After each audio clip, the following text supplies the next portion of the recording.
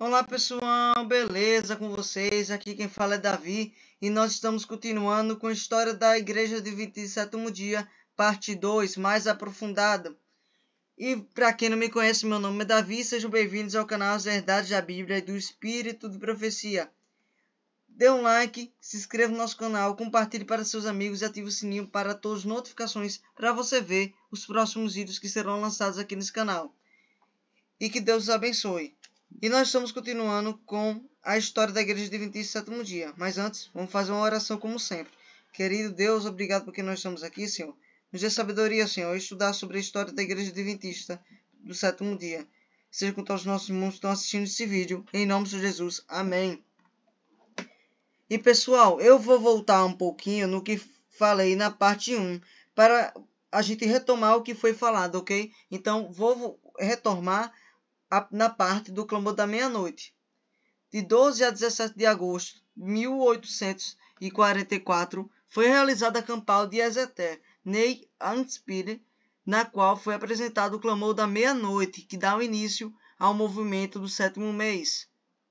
Samuel Sarsfield Sun nasceu em 1806 e morreu em 1870.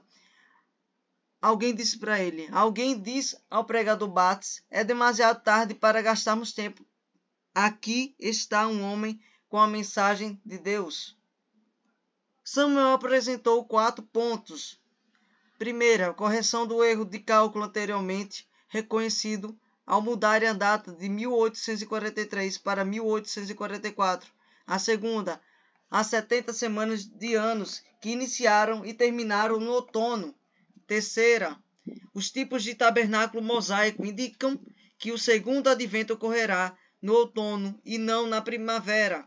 Ocorrerá no dia da expiação, no 10º dia do sétimo mês. Assim como o sacrifício do Cordeiro Pascal apontava para a morte de Cristo, no 14º dia do primeiro mês. Quarto, assim como a Páscoa da crucificação, o molho movido da ressurreição e o tempo anunciado para Pentecostes no tempo exato. O antitípico dia da expiação ocorrera no dia exato especificado pela profecia. O grande desapontamento. Por que Jesus não veio em 1844, dia 22 de outubro? Porque já tinham tido 4.500 sermões, 8 milhões de exemplares de literatura adventista, grandes reuniões campais. Começaram a surgir divisões. Alguns começaram a marcar novas datas para a volta de Cristo e outros tornavam-se fanáticos e acalentavam ideias estranhas. Surgem fanáticos e confusão. A doutrina da porta fechada. Em janeiro de 1845, 2 editores adventistas, Apollos Allen e Joseph Turner, desenvolveram o que passou a ser conhecido como a teoria da porta fechada. A interpretação milerita de Apocalipse, capítulo 22, versos 11 e 12, simbolismo da parábola das 10 virgens, que está em Mateus, capítulo 25, verso 10, em Apocalipse, capítulo 3, versos 7 e 8. Deus, em sua providência, fechou a porta e podemos apenas estimular uns aos outros a sermos pacientes, em sermos diligentes em assegurar nova vocação e eleição. José Bates, Tiago White e Ellen Harmon criaram inicialmente na porta fechada, juntamente com Miller e quase todos os outros adventistas, as 3 divisões do millerismo, que foi a data errada e o evento correto. Irmes persuade Miller a abandonar a teoria da porta fechada. Este grupo marcou várias datas posteriores para a volta de Cristo, de 1845, 1846, e 1847 e 1854 e outras. Originaram os adventistas evangélicos e os cristãos adventistas. Segunda, a data e o evento corretos. pequeno grupo fanático mantém uma posição extremista a respeito da porta fechada. Jesus voltou de maneira espiritual. Samuel North cria seu Elias, que haveria de vir. Terceira, data certa e evento reinterpretado. José Bart, Tiago White, Iran Edson e outros. O terceiro grupo rejeitou tanto o formalismo como o fanatismo, núcleo dos adventistas sabatistas, que posteriormente se transformaria na Igreja Adventista Sétimo Dia no futuro. Nova luz sobre o santuário. Iran Edson. Ele nasceu em 1806 e morreu em 1882. Ao chegar a data, dia 22 de outubro de 1844, um grupo de crentes estava reunido em sua casa, aguardando o glorioso aparecimento de Cristo. Ele, pela primeira vez, entrava nesse dia no segundo compartimento desse santuário, e que ele tinha uma obra para realizar no Santíssimo antes de vir à terra. O santuário a ser purificado, ele acrescentou, era claramente o santuário celestial, e não está a terra no seu todo. Apocalipse capítulo 10. A experiência de Iran Edson, Cleopas e seu companheiro no caminho de Emaús, Lucas capítulo 24, versos 13 e 35. Owen Ruziel Lomes Closier, extra da estrela do dia. Um santuário real literal existe no céu.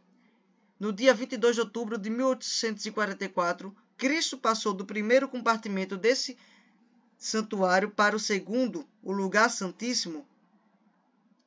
Antes de seu retorno à terra, Cristo tem uma obra a fazer no lugar santíssimo, que difere da que ele estivera realizando desde a sua ascensão para o céu. O ritual do santuário hebraico era uma completa representação visual do plano da salvação, com cada tipo tendo o seu antítipo.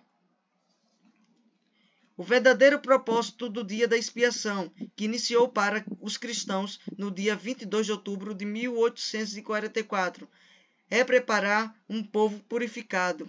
A purificação realizada por Cristo no santuário celestial lá no céu também envolve a purificação dos corações de seu povo. O tipológico bode emissário não representa a Cristo, mas a Satanás. Como o autor do pecado, Satanás receberá a culpa final pelos pecados que ele levou Israel, o povo de Deus, a cometer.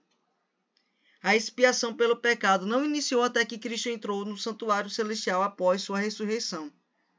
A doutrina do sábado. Anabatistas foram um grupo de cristãos que se opunha às ideias da Igreja Católica e se caracterizava pela rejeição do batismo infantil. Os anabatistas acreditavam que o verdadeiro batismo só tinha valor quando as pessoas se convertem conscientemente a Cristo. Por isso, rebatizavam os fiéis que haviam sido batizados quando crianças. Os sabatistas. Sabatista é o termo utilizado para designar pessoas que guardam o sábado por motivos religiosos, ou seja, que seguem uma tradição que reserva o sábado como dia de descanso e para o culto. A prática do guardar o sábado é comum em religiões como o judaísmo e em denominações cristãs específicas, como a Igreja Adventista do Sétimo Dia. Conde Nicolau von Zinzendorf, ele foi um reformador religioso e líder da Igreja Moraviana. Conde Nicolau von Zinzendorf, ele decidiu observar o sábado e também o anabatistas. Por isso que ele fez junção dos anabatistas e sabatistas. Ele fazia dessas duas partes desses grupos. Ele guardava o sábado e ele era contra o batismo para crianças. A observância do sábado na América. A observância do sábado penetrou na América por Stephen Mumford, que imigrou na Inglaterra em 1664 e organizou em Rhode Island, em 1671, a primeira igreja batista do sétimo dia na América. O sábado é aceito no meio adventista. Frederico Weller nasceu em 1811 e morreu em 1910. Lisboro, Nova Hampshire, ao celebrar uma santa ceia num domingo pela manhã do início de 1844. E Raquel Oakes, que nasceu em 1809 e morreu em 1868. Após ler o artigo de Preble, publicado na Esperança de Israel em março de 1845, ele decidiu percorrer 220 quilômetros a fim de se encontrar com Frederico, veículo com rodas, em Hillsborough, ponte entre Nova Bedford e Flaminville. O dom de profecia. Ellen Gould Harmon, Ellen White, nasceu em 1827 e ela morreu em 1915. Nasceu em Gorham, Maine.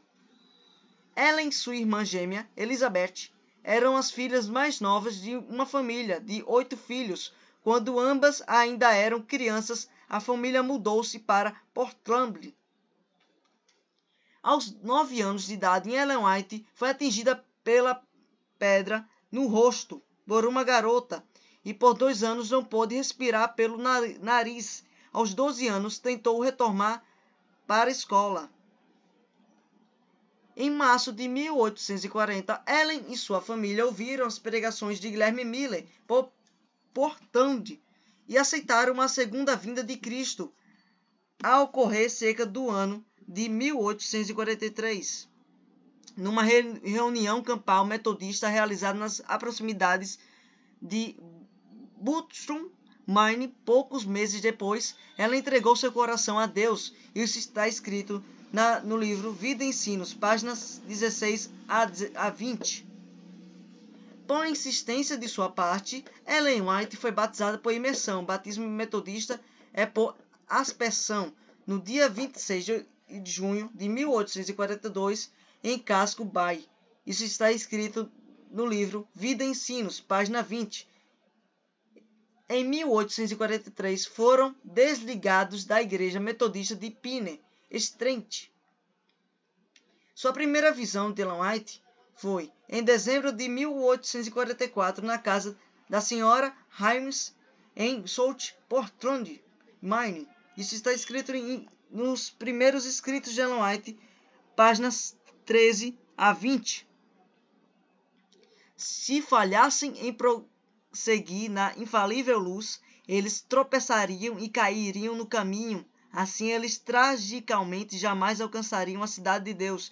Essa foi a visão de Ellen White. O chamado para o ministério profético. Guilherme Ellis Freund, pregador milerita de Coparda, teve sua primeira visão no dia 18 de janeiro de 1842 e uma terceira visão próximo ao tempo de expectativa de 1844, na qual ele viu 3 plataformas.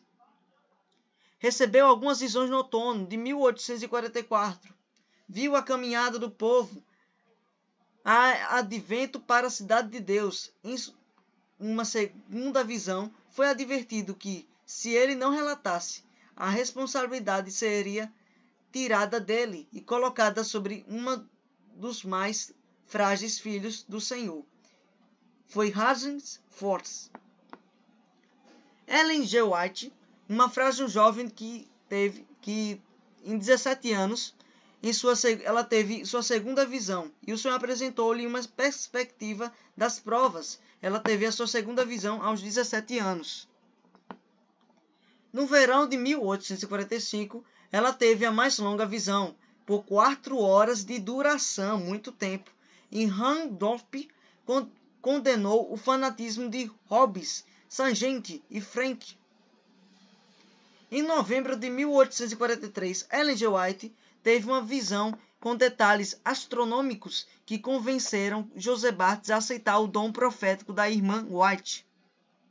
No dia 3 de abril de 1847, ela teve uma visão em Topsham, Maine. qual viu no templo celestial a lei de Deus, com um halo de luz envolvendo o quarto mandamento. Isso está escrito no livro de Ellen White, Primeiros Escritos, página 32 e 33.